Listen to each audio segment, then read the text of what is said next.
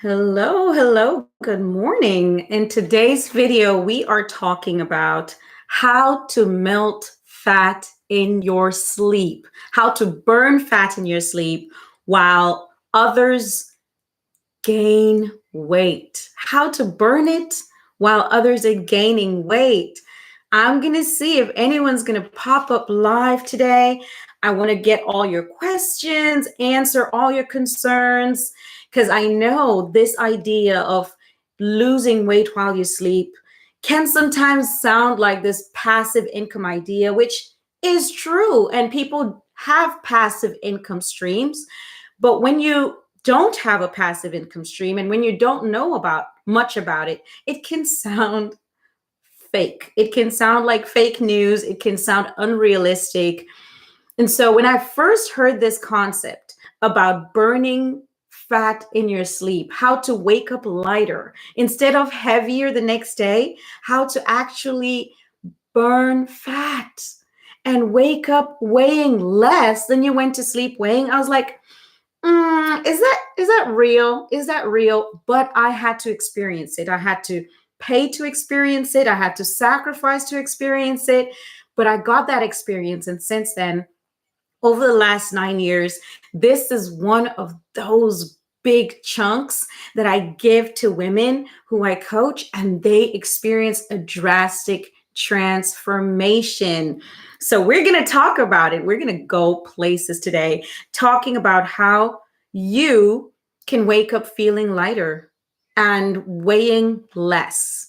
All right. So this is something I would like you to try starting tonight.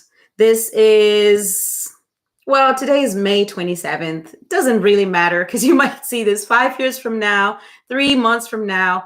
But tonight, I want you to try losing weight while you sleep. So tomorrow, you can start doing it more and more and telling other people about it, giving them this hack that you found out. Okay? All right. So, losing weight while you sleep. When we were kids, there's something amazing and phenomenal that happened while we slept. Our body was created to grow, to repair, to rest while we sleep. And here's the thing, you notice growth spurts in children. Around the time of their growth spurts, they sleep more. Teenagers, for example, people, beat upon them, get out of bed, you're being lazy, shake them out, but their body is growing. Well, they also sleep late, but they need extra sleep because their body is growing at tremendous rates. Same with the 8 and 9-year-olds going into teenagehood, that growth spurt. Kids tend to sleep way more. And while they're sleeping, their body was created to do this incredible thing called growth. A lot of growth hormones are produced, a lot of repairing hormones are produced, and literally masses of cells are built upon each other. Length happens while they're sleeping, weight happens while they're sleeping. Oh, those curves that just show up on young people while they're sleeping. I have 2 tweens right now, and I'm just watching them transform, go from these little girls to these, like, I think I'm a teenager, but I'm not, to, starting to transform into what is a young lady and what's going to be a young woman and then a grown woman. And it's a fascinating thing to watch. Most of that growth happens in their sleep. So how does this relate to you and me? I'm 39.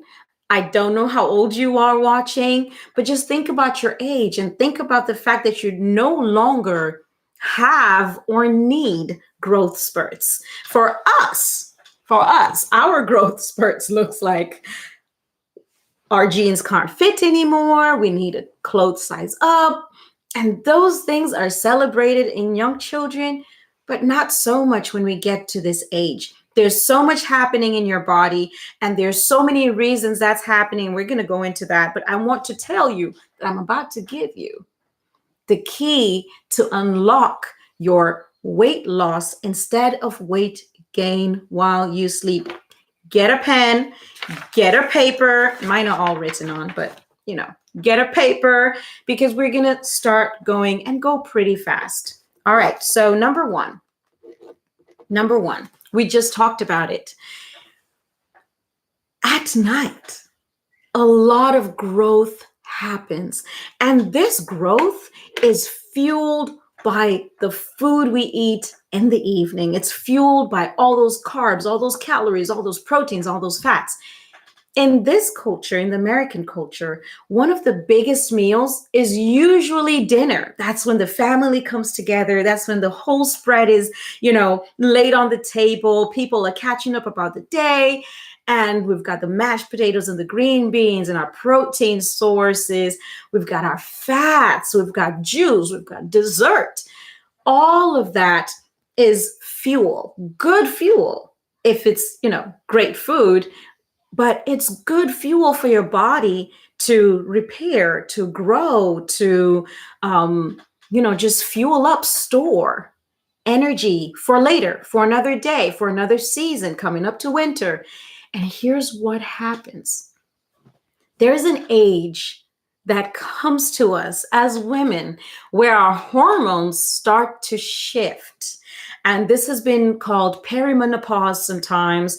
And sometimes we just know that when you hit 30, things start to change. The belly starts to expand slowly, whether or not you've had kids. If you've had kids, you start to notice all these huge changes in your body. And you're like, what is going on? And by 40, those changes are clear. By 50, you're like, no, how can I fix this? While you sleep, all that excess food is stored away.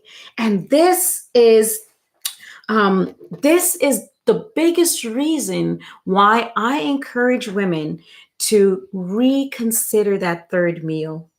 And there is a concept out there called intermittent fasting. Intermittent fasting is simply where you are not long-term fasting. You're not starving yourself. You're getting all the nutrition you need. You're getting all your nutrients. You're getting your fats, your carbs, your proteins, every element of food, your greens, everything, your vitamins.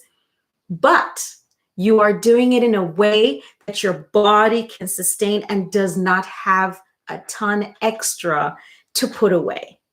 So when you go to bed at night and you've had your hefty dinner, your body takes a few of the carbs it needs to sustain you while you sleep. It takes a few of the carbs and the calories to repair your body. And then it's like, oh, what do I do with all this excess? I don't know what to do with all this extra. So it takes it and it packs it away for later.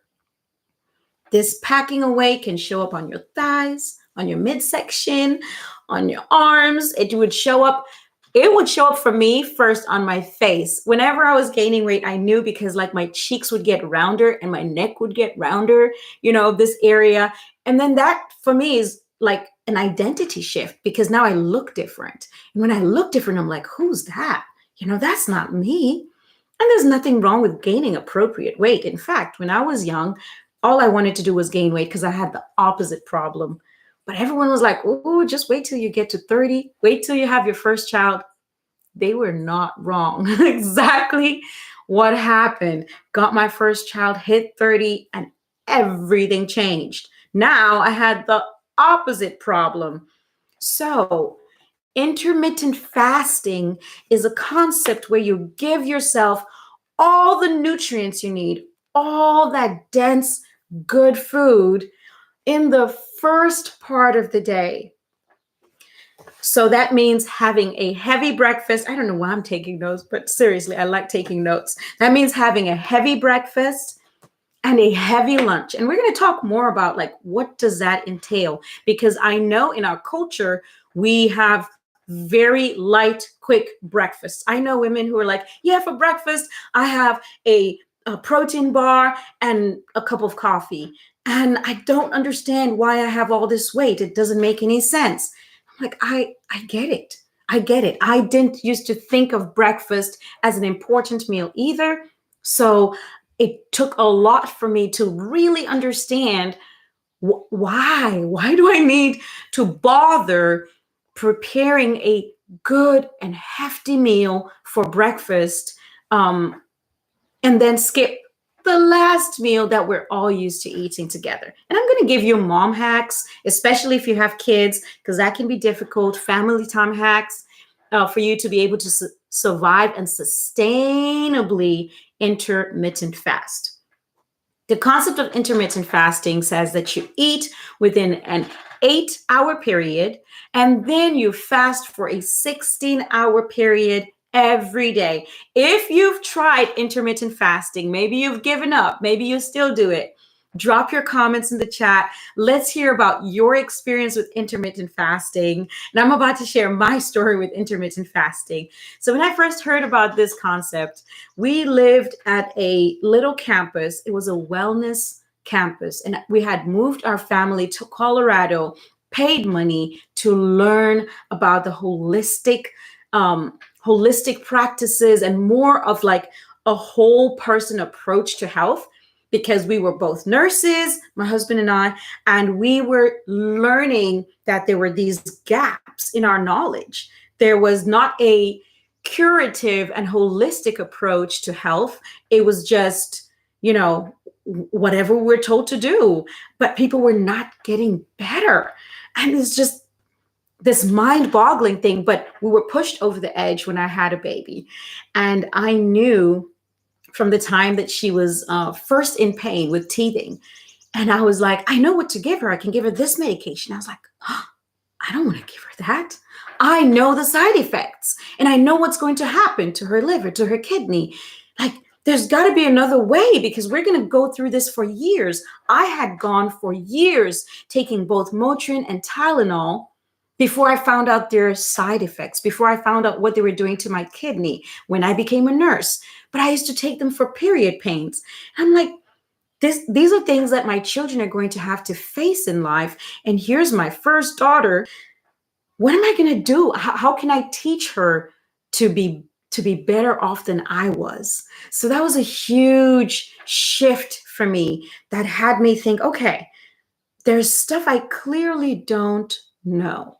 And I have to do whatever it takes to learn it. So we put our whole careers on hold.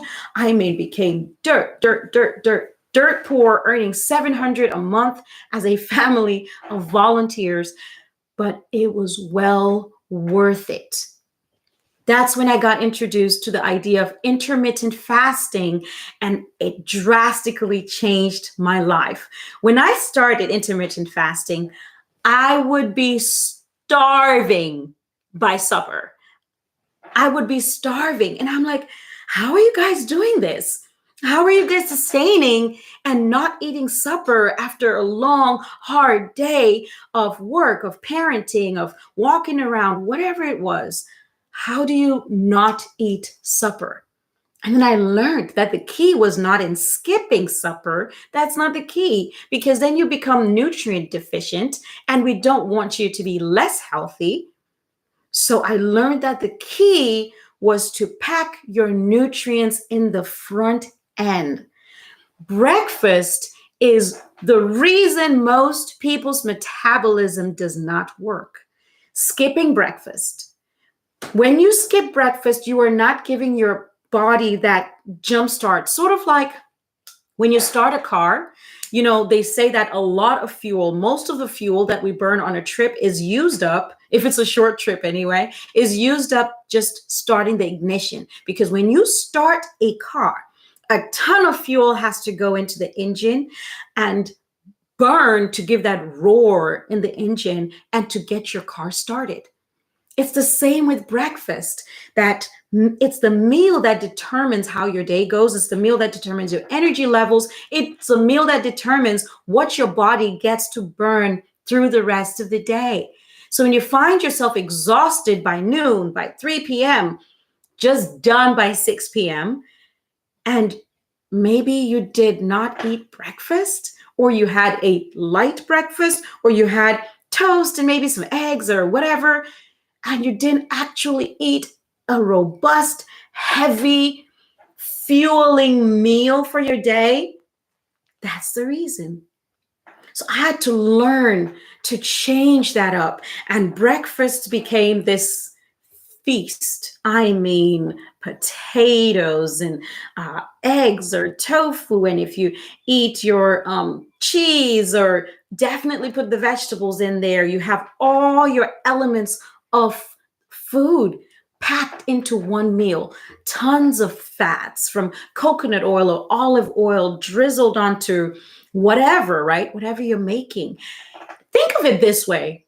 The easiest way that I found to switch around breakfast, even though some people have really a lot of mental trouble with this, but at first, this is what worked for me. I just switched supper and breakfast. Breakfast, which was usually light, a little cup of oatmeal, some fruit and yogurt, those protein bar and blah, blah, blah. I switched the meals entirely. I started doing dinner food for breakfast, and that was a shit sweet, and like breakfast foods is to breakfast foods. But that's what I had to do to start. Now, you don't have to do this, because I can tell you that you can avoid doing that, and you can do it so much better by having breakfast foods, your typical breakfast foods, but heavier. So where your kids might eat a ton of pancakes and a little bit of protein and a little bit of fat, you'll just have 1 or 2 pancakes, a ton of protein, and a good amount of fat. Have your avocados, have your olives, have a mouthful, a tablespoon of coconut oil. That will give you a surge of energy. And you're probably wondering right now, but Annie, if I eat coconut oil, am I not going to gain weight? No, no, no, no, no. And I'm going to show you why. Because we're going to get to the supper part and show you what your body is going to do with all that fuel. For one, you know how people take energy drinks or protein shakes and powders for them to be able to sustain through an exercise routine? Right before they go to exercise, they take that. If you did coconut oil, you will be fueled, you'll be energized, because your body will take that fat and burn that for fuel for you. Why is that great? Because fat burns better than proteins and than carbs. And when your body does not have loose carbs to burn, guess what it does? It goes to proteins.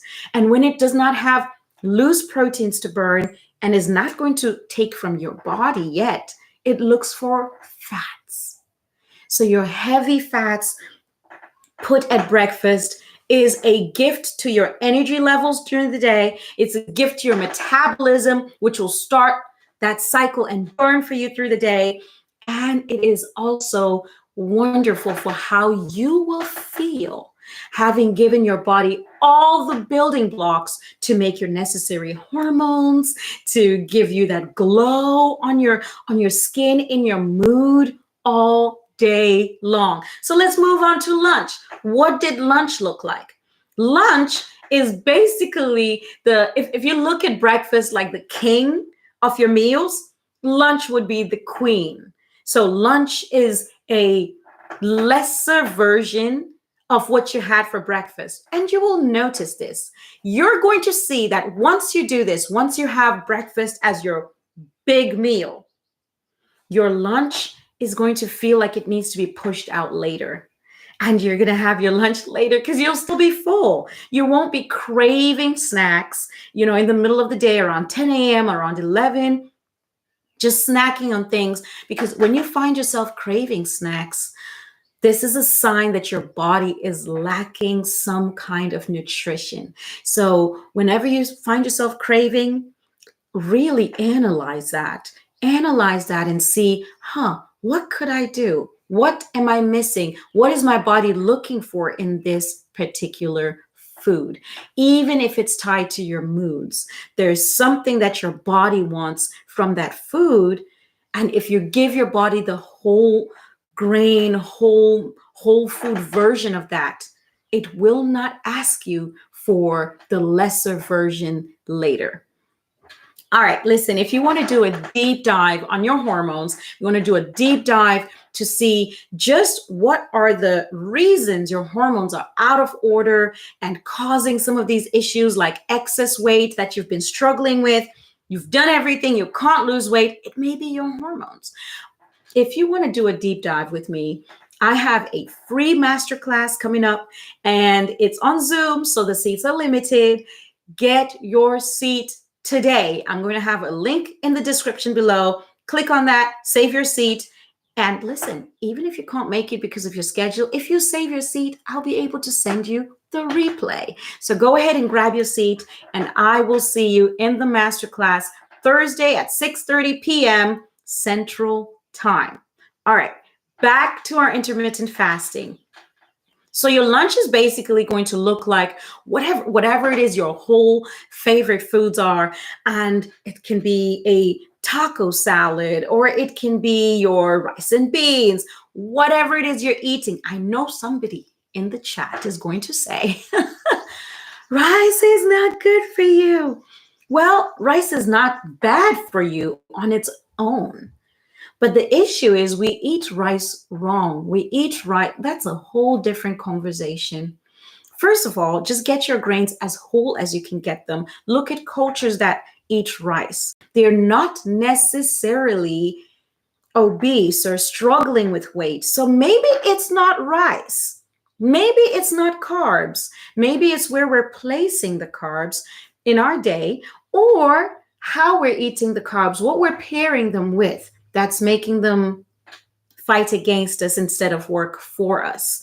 So when you put your carbs earlier in the day, if your lunch is at 3 or 4, which is a habit I started forming when I was full force into my fight for my health, taking back my health. Having my lunch at that time, I could eat another robust meal, not as heavy because I wasn't even that hungry. But I was hungry enough to eat. So I would eat another full meal. And guess what? By 6, 7, 8, I'm still full. I had tons of fiber from vegetables and or fruit, tons of protein, good fats, carbs. Even if it's a pizza and it's loaded with vegetables and you have that with a side of whatever extra protein you're having, if you have it at that time of the day or earlier for breakfast, by the time supper comes, you feel okay. It's crazy how you will not feel like you're starving, and you won't feel like you're like desperate for food, even if you're used to eating supper and that's how you've always done it. Mentally, you may have trouble. You may just feel like you're missing out on something that's been a part of your life, because the truth is, every change we make as humans, there is a level of grief and mourning that happens when you change something. So when you change your schedule, your body is going to miss that rhythm. Your family might miss that rhythm. You might miss that rhythm mentally. So there's a level of grief that's going to take place. Actually, in our program where we coach women, we have a grief counselor, because grief is often misunderstood as something we do when someone who's loved dies. That's not the only time we grieve. We also grieve every time there's a significant change in our lives, even when you lose the weight. Because sometimes the weight can become a comfortable blanket, a good excuse, not to do that thing. Oh, I'm just so tired. I can't find anything to wear, so I'm not coming to that event. I'm not going. They'll understand. I used to have my family just go. I'm like, you guys just go. I can't find anything to wear. So when those excuses are taken off, now you commit to things, and that can be hard. That change, that shift, it can be difficult. I am just looking, enjoying the chat. So what can you do while you're in that process of change, when supper time does come, and if you have a family, if you have children, they still need to eat. Because we started off talking about how growth happens and, how they're filling out their bodies and giving themselves good nutrition for their lives, for their future, fueling the next day, fueling the next generation. They still need to eat. So there's a couple of hacks you can put into your schedule, into your day, that will help you have a seamless transition with your intermittent fasting. And I know you're going to do so well intermittent fasting. I know you're going to thrive in it, because I'm giving you all the little hacks, the places that I know I had trouble with. Number one, you can go at it as usual. You can serve your family that big meal, with your salad, with your baked potato bar, or whatever it is you guys are having that evening. And you focus on the salad. You focus on that fiber and eat just mostly that. Now, be careful about store-bought salad dressings. That's a huge area where people get amount of sugar. You would not believe how much sugar is in salad dressing, and odd ingredients that you have no business putting in your body. So if you can just make yourself a homemade salad dressing, they're super fast. A quick blending of olive oil, garlic, a little bit of maple syrup, some salt, and other seasonings, or maybe nutritional yeast, will give you a super delicious salad dressing that even your kids will eat. So you can look up recipes for salad dressings that are creamy, that are delicious, that are nutritious, and add to your body's nutrition. As you eat that salad, take your time, chew every bite, interact with the family as usual. And they might be like, "Oh, Mom, aren't you going to eat the blah, blah, blah?" You will literally still be pretty full from your late lunch. So you can just say, "I'm not really that hungry, and I've changed the way I eat. I ate my supper meal already. I ate it earlier at 4. But you get to be a part of that community. You can also serve a snack that you maybe want to eat. If you want to eat some popcorn, as everyone's having that popcorn, whether it's after supper or before supper, you can enjoy that part and then skip the heavy meal while still sitting at the table and being a part of the community and the fellowship and, that connection. If that's a family value, which is a really great family value, to be able to sit together at a meal and share delicious food, while talking about how the day might have gone. That's a way that you can survive that transition. What does that do for you while you sleep? How does that make you lose weight while you sleep? Number one, this is a big one.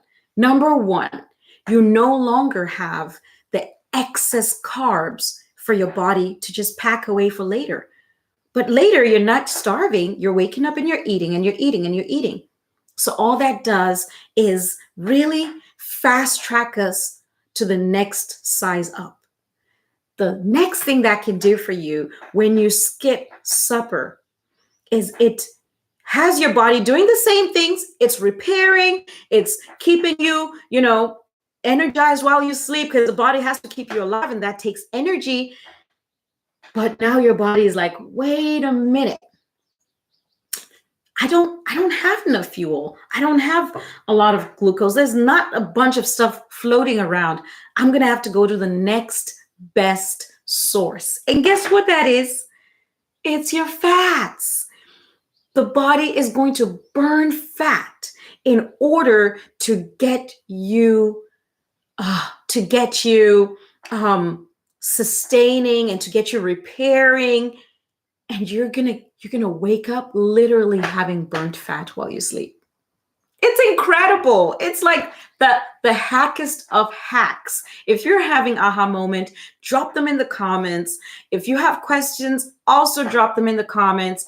And if the idea of intermittent fasting has just been this you didn't understand it, like, why am I doing it? I don't know. Maybe I'm skipping breakfast. Some people skip breakfast in the intermittent fasting. I'm like, no, not for us. Not if you're already having trouble with excess weight. Not if your hormones are out of whack, like mine were, and causing me to like hold on to all this weight that I didn't want. If that's you, then maybe switch it around. Have your breakfast, have your lunch, go light on the supper. Another way we used to go light on supper was to have a broth. So like you cook down all these nutritious foods. Some people do bone broths, some people do vegetable broths. I used to do vegetable broths because I want the nutrition just straight seeped out of the vegetables. And then I drink that, and it's just so nourishing. Your body gets all its nutrition, all its vitamins, all its minerals, and doesn't bother you by giving you cravings late at night for magnesium. And that magnesium craving can have you eating chocolate, or it can have you snacking on things that your body is like, I know I can get magnesium from this thing, but you already gave your body great nutrition. So while you're sleeping, not only is it burning, we talked about how it's burning your fat. We talked about how it doesn't have stuff to put away. But there's one more thing. You're going to get incredible sleep. Digestion is one of those functions of a ton of energy, and people can wake up exhausted. You know how when you eat too much, and they call it the itis, and you just get drowsy and like, they ate too much. Thanksgiving, right? Everybody's just passing out wherever they are because we ate too much. The same can happen to your body, but your body is trying to shut down other functions so it can do digestion, so it can digest all that food, because digestion is a heavy work on the body. But if you don't have a ton of stuff to digest, your body takes all that energy, puts it to repair, puts it to skin glow, puts it to all the things you want, puts it to giving you lush hair and better nails, and you wake up with glowing skin instead of bumps on your skin from the excess and the extra. So I want you to take this and run with it. It has been a blessing to a lot of women, this idea of intermittent fasting. And if I can give you just one power move while you do your intermittent fasting, an older lady once that I met and had such great encounters with over the span of 3 years, and her name was Andrea. She gave me this one piece of advice. She said, girl, never waste a good fast. If you're fasting anyway, you might as well use that time to reconnect, connect deeper with God, get yourself more grounding, pray, put those special requests out there. And that's something you can do every day right before you go to sleep. Get yourself a gratitude journal, put down things that you're thankful for, and just say a prayer, something that will get you a deeper connection while you're fasting for the next 16 hours. It's from 4 p.m., sometimes 5, to about 8 a.m. the next day when you have your breakfast, or 7. It's a huge fast that's going to absolutely make a huge difference for you, and you're gonna see the results. So this is not an if, this is a you are going to. And when you get that transformation, I want you to take it, share it with other women that you know, because listen, we all need this help. And if this video has been helpful to you, please share it on your social media. It's free information that someone can take and transform their lives. Once again, if you want more of a deep dive, definitely go grab your seat. Grab your seat for the Hormone Masterclass, and just know that your weight loss while you sleep is possible for you starting tonight. Don't snooze. Don't say, I'm going to start later, because delay is the thief of our progress. So go ahead and start tonight. drop your ahas, share the video. I look forward to seeing you in the next video. I'm doing a live every day, so I don't know what time, y'all. I'm going to figure it out. I can be able to tell you, you can jump on with your questions. I will see you in the next video, though. You go and